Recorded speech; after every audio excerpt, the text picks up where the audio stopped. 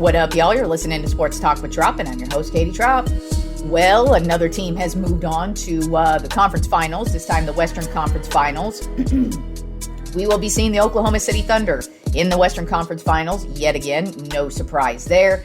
They smashed my Lakers in Game 4, 115-110. SGA had 35 points, 8 assists. Mitchell had 28 points. Chet Holmgren had 16 points, 9 rebounds. And it was just absolute domination yet again. I'm really only talking about this because that's actually potentially the last time we may have seen LeBron James play a game because he is at the age, he's 41 years old, where he could easily call it quits. I wouldn't be shocked if he called it quits. He would basically be ending on top. No, he did not win a championship, but at the top of his game, like physically, we've never seen LeBron James have a bad year. And so I kind of feel like if he were to retire after this season, there would be no issues, just because he's already got tons of records.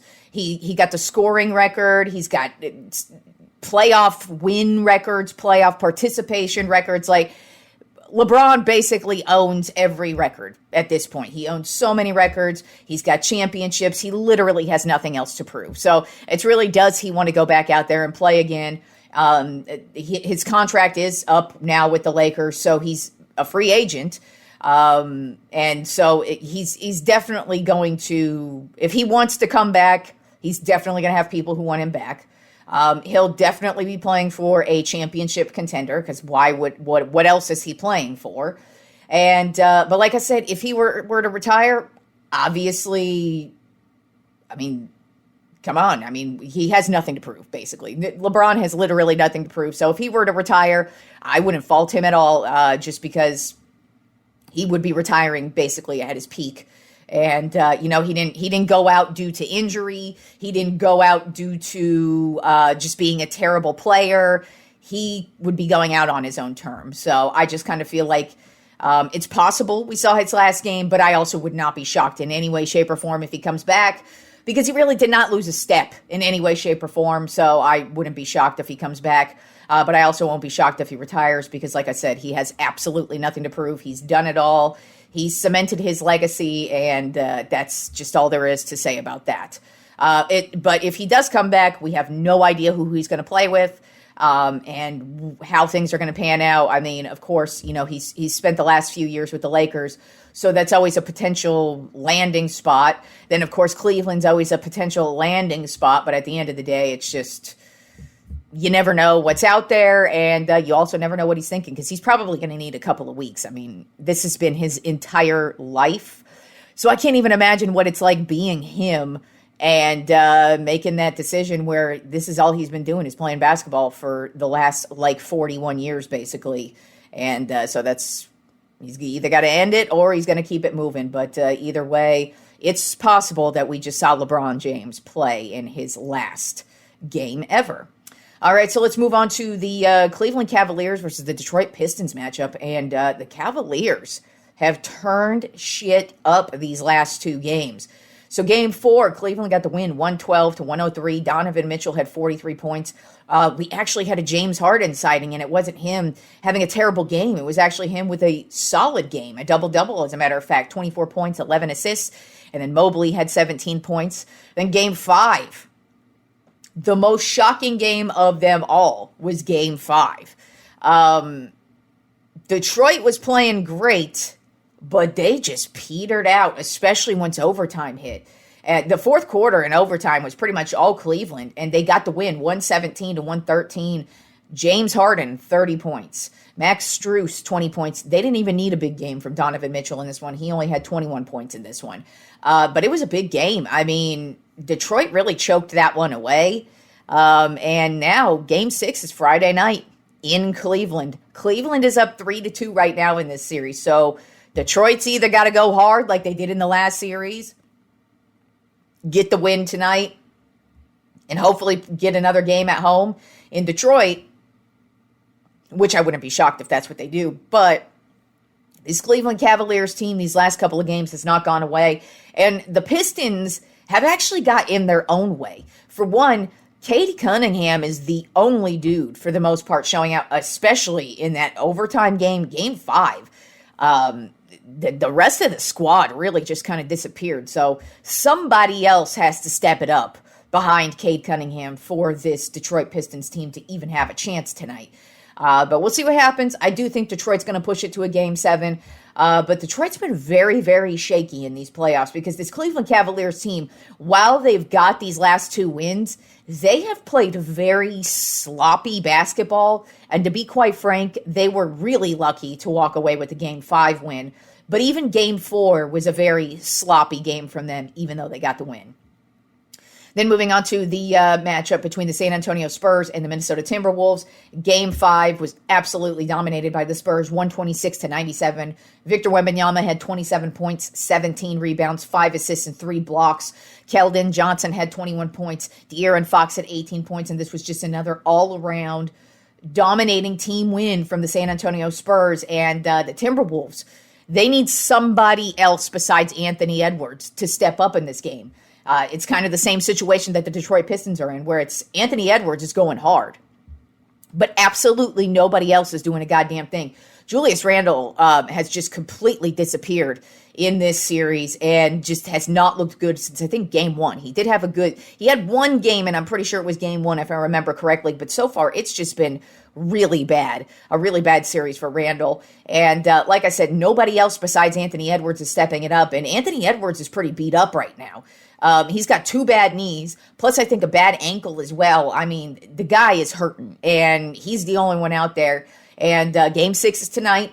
San Antonio is pushing it to the brink. They could close this one out. They've got the lead right now, 3-2. So Minnesota absolutely needs this win, but somebody else needs to step it up besides Anthony Edwards for them to even have a chance in this one. And I actually do believe San Antonio is going to close that one out tonight. All right, so let's move on to baseball and the week that was, and let's get right into to Monday and the series between the Baltimore Orioles and the New York Yankees. The Orioles got a win with a game-winning home run off of in the Yankees in the ninth inning. They got the win 3-2. Mayo, he was the one with the game-winning home run, and he actually just has had a really shaky season to start, so it was really nice for him to just get that confidence builder. But even so, the Yankees played a solid game. It's just they blew it in the end. And like I said, their bullpen has been the shaky part of their team. But Ben Rice has not been shaky. He went 2 for 4 in this game with a home run and 2 RBI. And then another solid pitching outing. This one was from Will Weathers, who had 6 innings pitched and 9 strikeouts in this one. Basically, they failed once he was taken out of the game. Then on Monday, the Tampa Bay Rays continued their dominance by getting an 8-5 win over the Toronto Blue Jays. Aranda, he went 2 for 3 with a home run, and he has been just on fire. This guy has been very consistent at the plate and has just been getting on base. It doesn't matter how he does it, whether he's hitting home runs or playing small ball. The guy is just getting on base, making big plays, and is a huge difference maker for the Tampa Bay Rays. And then another player who had a big game in this one was Simpson. He went 3 for 5 in this game. Then the Arizona Diamondbacks had a gem of a game, pitching-wise, over the Texas Rangers. They got the win 1-0. And I keep talking about Mike Soroka. I kind of feel like there's going to be a point where he falls off, but so far, this has been a stellar season for Mike Soroka. Now, when he was with the Atlanta Braves, he had a stellar season with them as well. It's just he kept getting injured, and then they just kind of let him go, and now he's with the Diamondbacks. And so far with the Diamondbacks, he has been money. In this game, he went 6 innings pitched with 5 strikeouts, and Perdomo had the only hit in this game to drive in the only run for the Arizona Diamondbacks, 1-0. Then on Tuesday, the Pittsburgh Pirates took down the Colorado Rockies 3-1, and Paul Skeens took a no-no into the 7th inning. He actually ended up going 8 innings pitched with 10 strikeouts. So Paul Skeens is on fire to start the season. I mean, we all know he's going to be one of the top-tier pitchers in the league, but he's come right out the gate and has been so dominating this year and has been amazing with the strikeouts, too. It kind of feels like almost every game he pitches, he has 10 strikeouts or more. So just been a great season from him. And then O'Neal Cruz, another one who's had a great season. He went 3 for 4 with 2 RBI in this game. Then also on Tuesday, the Tampa Bay Rays continued their dominance. They got a win over the Toronto Blue Jays in the 10th inning, 7-6. Shane McClanahan, another guy who I've been talking about, who just has been money every time he goes out to pitch. 5 innings pitched, 7 strikeouts. He has actually pitched 21 straight scoreless innings right now. So he cannot be scored on. So this Tampa Bay Rays team, they are legit. They are looking really solid. They have great starting pitching. I mean, these guys are really tough to score on. Then their bullpen.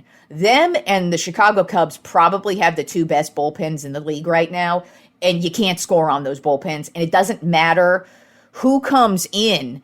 It's just they have so much depth when it comes to their bullpen that it's just real difficult to score on them. But then they're just great at small ball, hitting home runs. They have dudes who just come out of nowhere, and then you're like, damn, what's going on? It's Aranda's game, then it's Diaz's game, and it's just, this Tampa Bay Rays team is really fucking good, at least so far on the season. Then also on Tuesday was just the dominating pitcher night because another pitcher dominated in this one. Bailey O'Bear, he actually pitched a Maddox in this one. He only had 89 pitches to complete a complete game with 9 innings pitched and 7 strikeouts in a Minnesota Twins win over the Miami Marlins 3-0. And just, it's always crazy to see somebody throw under 100 pitches and absolutely dominate in a game, and you are not able to score on them. Then on Wednesday, the Toronto Blue Jays finally got a win over the Tampa Bay Rays in a big way, too. They got the win 5-3 in a walk-off grand slam in the 10th inning from Dalton Varsho. And not only did they get a huge game from him, but Dylan Cease has been another dominating pitcher that we're not really hearing a lot about because the Toronto Blue Jays they've been very up and down. They've had their moments, but they've also just been not very good. But Dylan Cease has been exceptionally consistent for him. It just sucks because he doesn't get a lot of run support. But this time, he did get a lot of run support in that walk-off grand slam. But he went 7 innings pitching this one with 9 strikeouts. And then also on Wednesday, the Atlanta Braves became the first team to 30 wins on the season. They got a win over the Chicago Cubs 4-1. And the Cubs are actually slumping right now. They had that 10-game winning streak, and now they're on I think a 4 or 5 game losing streak right now. So, but they are playing the Braves. And like I said, the Braves are the first to 30 wins, which is huge right now because it's only May 15th. So they have just been blowing everybody out of the water, and they dominate in every way possible. Starting pitching, relief pitching, closer, defense, offense, stars galore. I mean, so many dudes are just showing out for this Atlanta Braves team. So them getting 30 wins on the season is no shock. And, of course, Drake Baldwin had a home run in this game. So he continues his amazing rookie season. Definitely the front runner, I would say, right now for the NL Rookie of the Year. Because he has come right out the gate and really has not stopped for this Atlanta Braves team. And speaking of the Atlanta Braves, unfortunately last weekend, their longtime manager, Bobby Cox, he died last weekend. I mean, he was 84, so of course that was going to happen. And he wasn't still managing the team, obviously. But if you don't know, Bobby Cox is one of the most legendary baseball managers of all time, one of the most winning managers of all time, took the Braves to the playoffs, 14 consecutive division titles. He's won a World Series. He's a 4-time manager of the year. He's a 4-time manager of the year, 85, 91, 2004, 2005. So he is one of the most accomplished managers ever that baseball has ever seen. So I decided today we are going to do the Tropp 5 Bobby Cox moments. Bobby Cox was a manager twice with the Atlanta Braves. First stint with the Atlanta Braves was from 1978 to 1981. Then he went to the Toronto Blue Jays to manage with them from 1982 to 1985, and then back with the Atlanta Braves from 1990 to 2010. So let's go ahead and get started with the Tropp 5 Bobby Cox moments. Now, I will say, I probably could have done the Tropp 5 Bobby Cox ejections because that's what this dude is known for. I mean, there are so many highlights you could watch of him just going off on the umpires, and it's just always fun to watch those kind of things. But I decided not to do that because it's hard to translate that through speaking rather than video. So we are doing the Trop 5 Bobby Cox moments and not just ejections. But trust me, we will be talking about ejections in this one. So let's begin with number 5 on the Trop 5 Bobby Cox moments, the 1977 World Series. And the reason why we are talking about that is that's because he was the New York Yankees first base coach that year.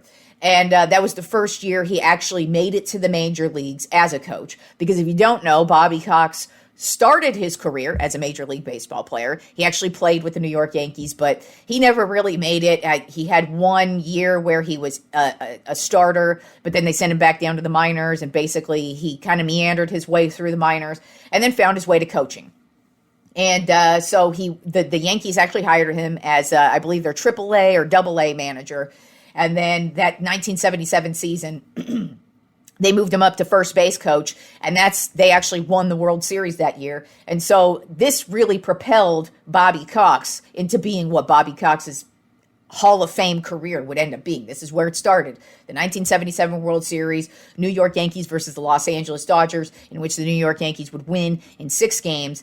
And I mean, this was a dominating Yankees team, of course, but this was what propelled Bobby Cox to finally being at the forefront as a manager in the future, because the following season is when the Atlanta Braves would hire him as their full-time manager.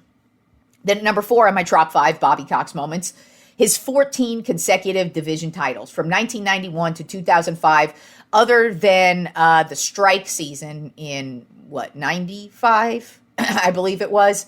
That was the only time they did not win their division. And we all don't really count that season because it never finished. They never completed that season. They stopped the season mid-season.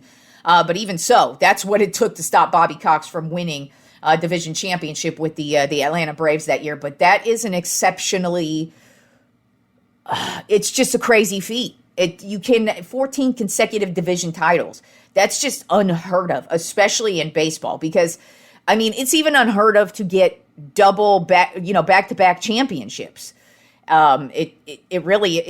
Baseball is such a year-to-year sport that if you have a dynastic team, it really is an amazing feat, because baseball is so hard to repeat in. It's so hard to maintain that same winning level. I mean, that's why it's crazy that the Dodgers are doing what they're doing currently right now, because you rarely see back-to-back champions. I mean, the last time we had a back-to-back champion before this Dodgers team did it last year was the New York Yankees back in the early 2000s. It's usually about 20, 25 years, even longer sometimes, when you see a back-to-back champion in baseball, just because baseball is such a difficult sport to consistently win at. And to win 14 consecutive division championships, that says a lot. That says you are able to motivate your team every single year, because that's part of the problem when you have a team that's won a championship, is how do you keep them hungry that next year? Because now they're the team that everybody's looking at. And to keep a team hungry for 14 consecutive seasons, to make the playoffs, because that's what they did. They made the playoffs for 14 consecutive seasons. And to keep that hunger and to keep that drive every year, that's a feat in and of itself. And that's why Bobby Cox is in the Hall of Fame and is one of the greatest managers of all time. Then at number 3 on my Trop 5 Bobby Cox moments, he was a winner. That's all there is to it. And he is 4th all time in wins for a manager. He has, and this is regular season, okay? So we're not going to count the playoffs, but 2,195 wins, 1,698 losses. I mean, that is just nuts. Like I said, it's 4th all time. So, I mean, that alone just says so much. And then to top it off, he had 6 100-win seasons. Him and only one other manager have done that in the history of baseball. Joe McCarthy is the only other manager to ever do that. So not only did he win 14 consecutive division championships, but he had 6 100-win seasons. 6.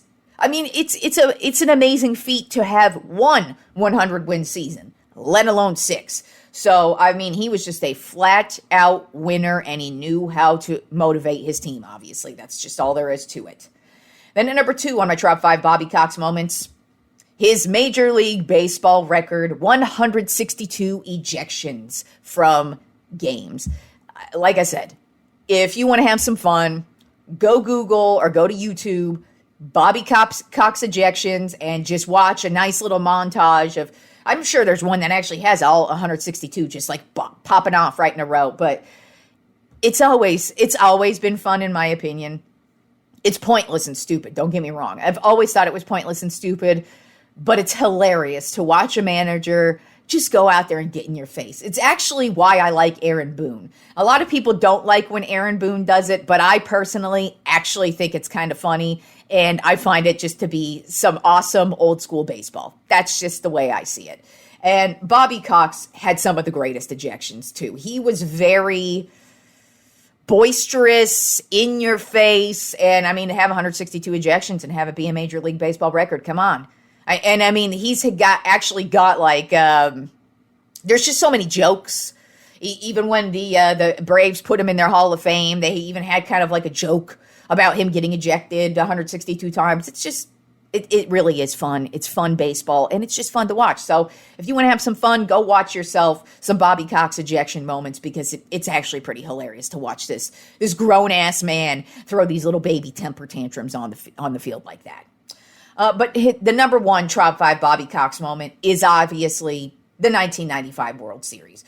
The Atlanta Braves versus the Cleveland Indians, and this is actually an excellent World Series as well. I mean, every game, for the most part, I think only one, and I'm pretty sure it was Game 6, but pretty much every game was one run, and it was a battle. It was tense, and you had to be a great manager to actually win this World Series, because every move you make matters in those type of matchups, and every move Bobby Cox made in each and every World Series game, hell, even every playoff game along this 1995 World Series win, they were crucial moments, and he made the crucial calls, he did it all, and he did a great job with it, and that's why they won the World Series in 1995.